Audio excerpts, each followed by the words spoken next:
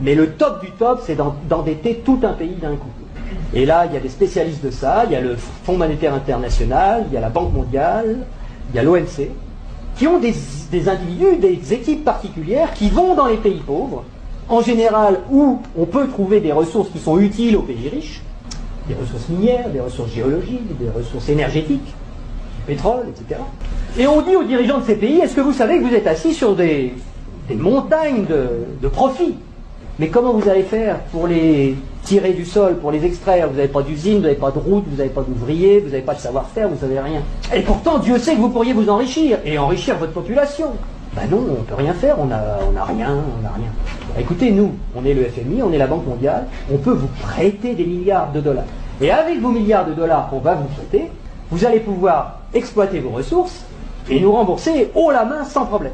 Mais il y a une petite clause dans le contrat de prêt, et de toute façon vous ne pouvez pas y couper, c'est que vous allez avoir besoin de routes, vous allez avoir besoin d'un port pour que les pétroliers puissent aborder, vous allez avoir besoin d'un pipeline pour aller des puits de pétrole au port, vous allez avoir besoin de soldats pour protéger le pipeline des terroristes, donc on amènera aussi quelques soldats, et vous allez avoir besoin de beaucoup d'argent pour financer tout ça, et à qui vous allez acheter tout ça?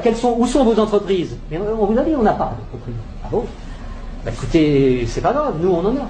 En Occident, beaucoup, on en a plein. On a Halliburton qui fabrique des usines, on a Areva qui a besoin d'uranium, on a Bouygues qui fabrique des autoroutes, des ports, tout ce que vous voulez, on va vous faire ça aux petits oignons, pas de problème.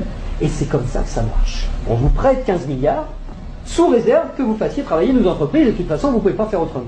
Donc regardez bien ce que ça fait au point de vue monétaire.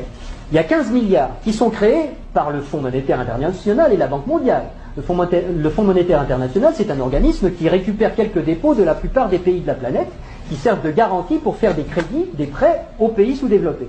Donc, il y a 15 milliards qui partent de la Banque mondiale et qui vont sur les comptes du pays sous-développé. Et aussitôt, ces 15 milliards-là qui sont dans le pays pauvre, ils retournent dans le pays riche pour aller payer des entreprises occidentales qui vont dans le pays pauvre faire du boulot, construire des trucs.